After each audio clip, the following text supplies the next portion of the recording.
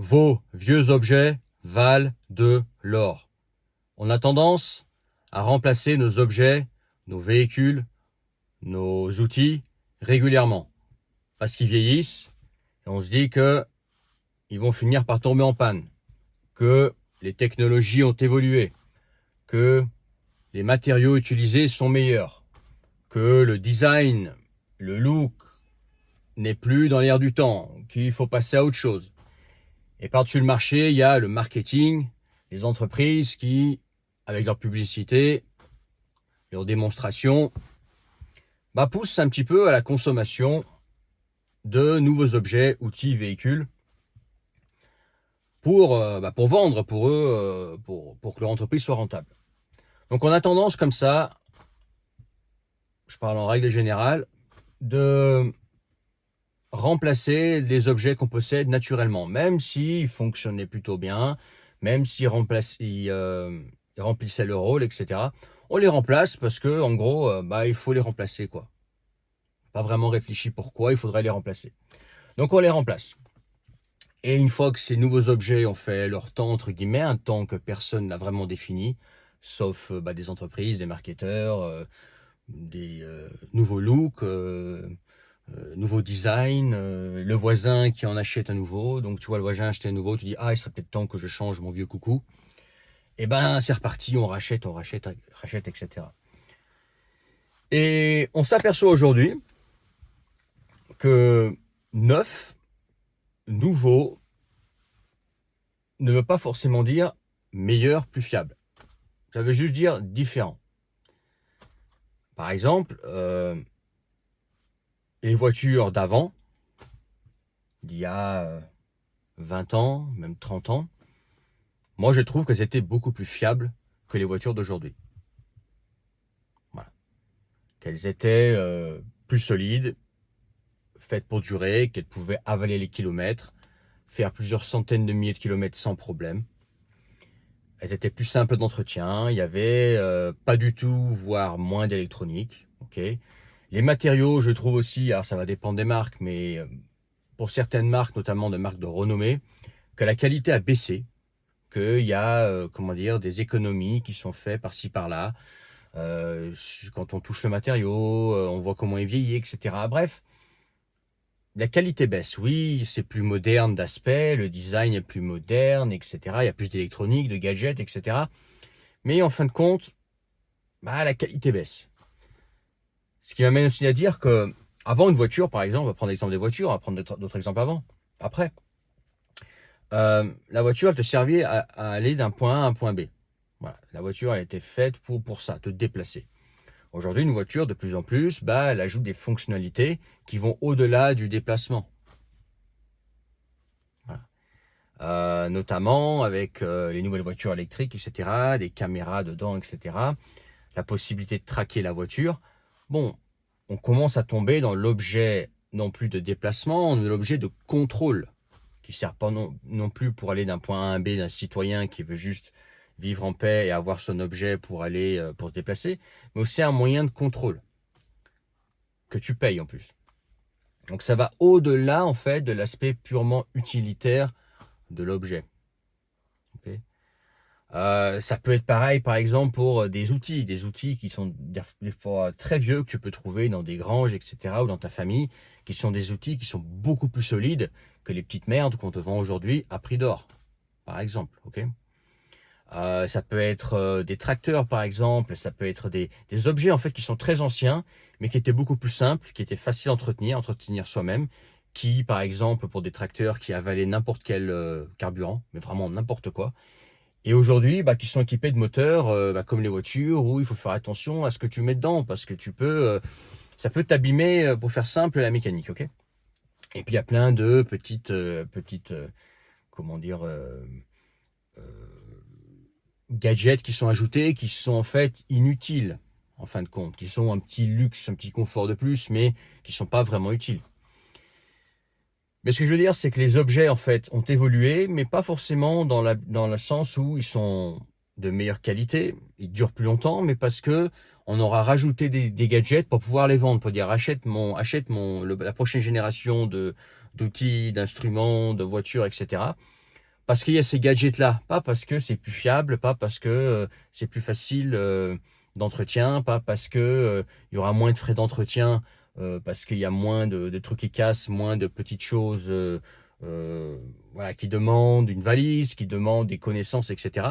Non, c'est parce qu'on a rajouté des gadgets qu'on t'a vendu, qu'on a mis dans ta tête comme étant des choses utiles, et qui en fait ne le sont pas. Mais la voiture en elle-même, ou l'objet en lui-même, l'outil, la machine-outil, elle n'a pas vraiment évolué, voire elle a souvent régressé. On s'aperçoit que souvent c'est moins fiable qu'avant, que ça demande plus d'entretien qu'avant, que ça demande plus de connaissances pour travailler dessus avant, que ça demande avant quelque chose, par exemple je prends une deux chevaux, quelqu'un qui avait quelques notions de mécanique pouvait l'entretenir soi-même complètement, voire même quand il y avait une grande casse, quand ça cassait. Ok.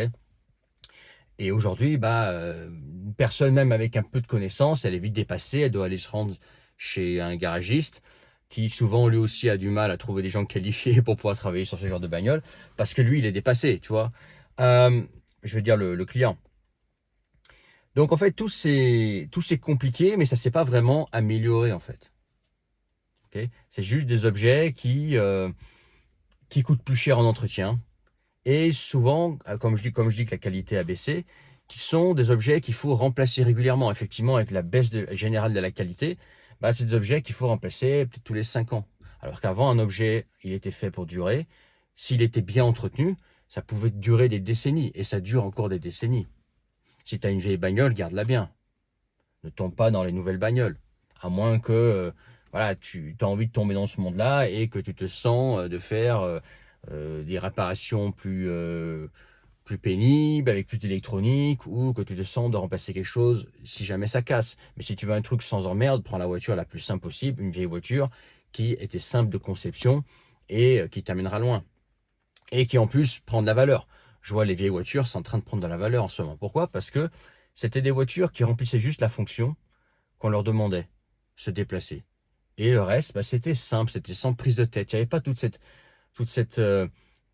comment dire, charge mentale liée à un objet. Aujourd'hui, comme les objets se sont compliqués, ok, et il y a une charge mentale qui va avec. Et cette charge mentale, tu la veux pas, tu veux un truc simple, voilà, qui t'emmerde pas, auquel tu n'as pas besoin de penser. Bon, c'est pas ce qui est en train de se passer.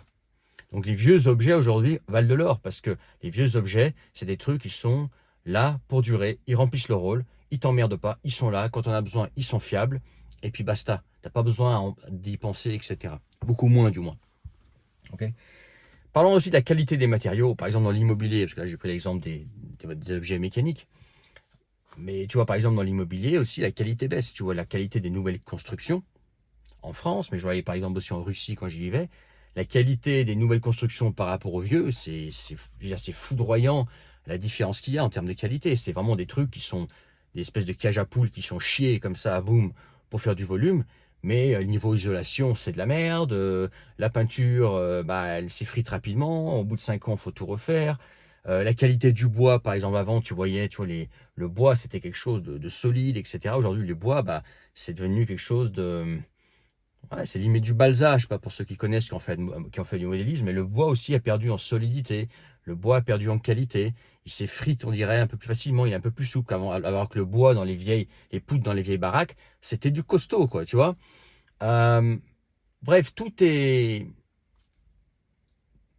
tiré, on dirait, au maximum pour avoir de la rentabilité, et c'est normal d'avoir de la rentabilité quand tu as une entreprise, mais je trouve que ça va un peu loin, quoi. Ça va juste faire, en fait, du volume, non plus, juste pour faire du volume, pas pour créer de la qualité.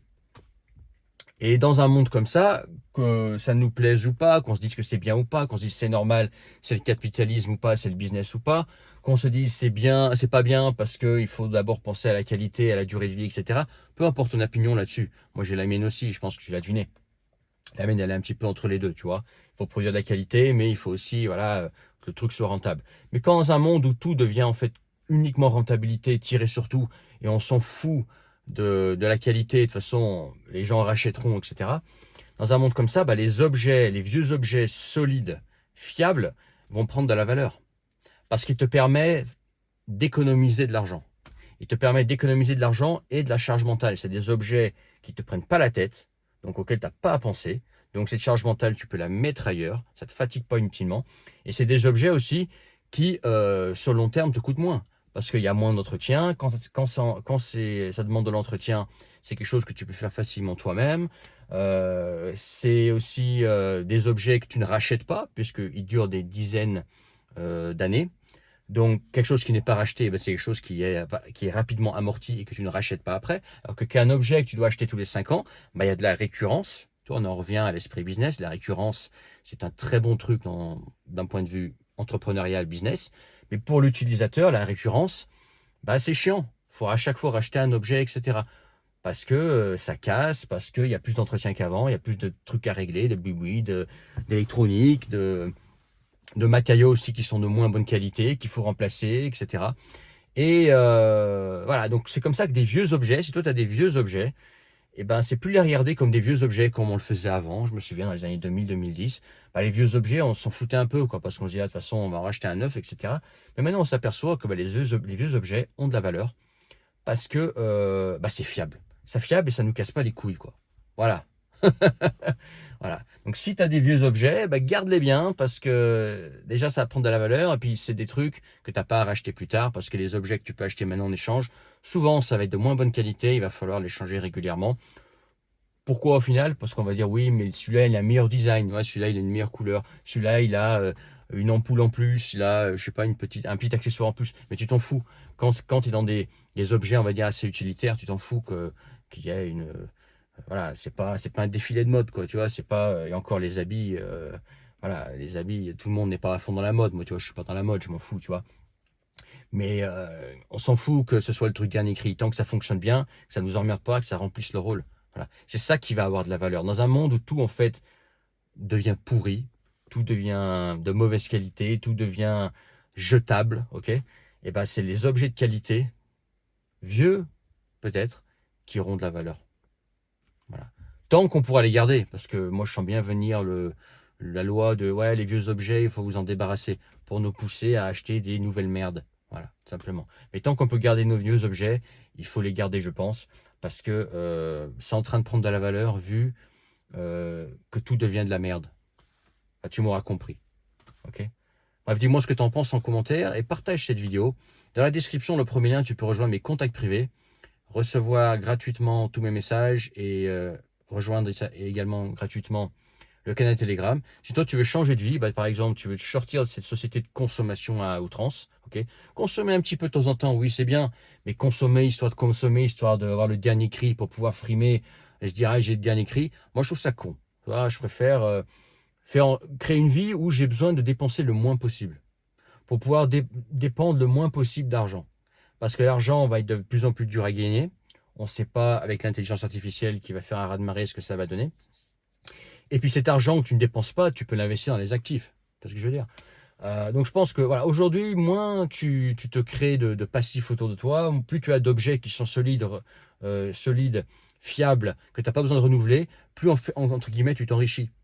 Parce que tu t'enrichis de dépenses que tu n'as pas, que les autres ont parce que eux ont ces nouvelles petites merdes, ou grosses merdes même, souvent des grosses merdes. On peut nommer des numéros, des modèles de voitures, nomme-les si tu veux en bas. Des grosses merdes qui nous coûtent du jus de cerveau, qui nous coûtent du temps, qui nous coûtent de l'argent, etc. Alors que toi, tu les as pas. Toi, tu as peut-être une vieille voiture carrée. Ouais, mais entre-temps, tu n'as pas les emmerdes, tu es plus libre que l'autre. Tu vois ce que je veux dire? Et ça marche. J'ai pris l'exemple de la voiture, mais ça marche pour beaucoup de produits. Beaucoup de produits qui étaient notamment d'outils, etc., qui étaient plus solides avant que maintenant. Aussi parce que les matériaux ont changé. Bref, nouvelle page. C'est dans la description également. Si toi tu veux changer de vie, te sortir de ça, avoir une vie plus alternative, ok, sortir du carcan dans lequel tout le monde est. Oui, effectivement, tu seras un peu marginal par rapport, dans le bon sens du terme, par rapport à d'autres qui seront restés bien dans les clous. Mais toi, tu auras une vie plus libre. Tu auras comment dire, le luxe de ne pas avoir cette pression de devoir consommer toujours. Pas que le fait que... Je veux pas dire que le fait que consommer soit mal, juste consommer des choses qui n'ont pas besoin de consommer, c'est dommage, quoi. Et puis, il commence à faire bien chaud dans cette voiture, même si je suis à l'ombre. Ils annoncent 38 degrés aujourd'hui, donc je vais te laisser. Mets ton pouce en partant et fais savoir en commentaire ce que tu en penses. Et à bientôt pour une autre vidéo. Ciao.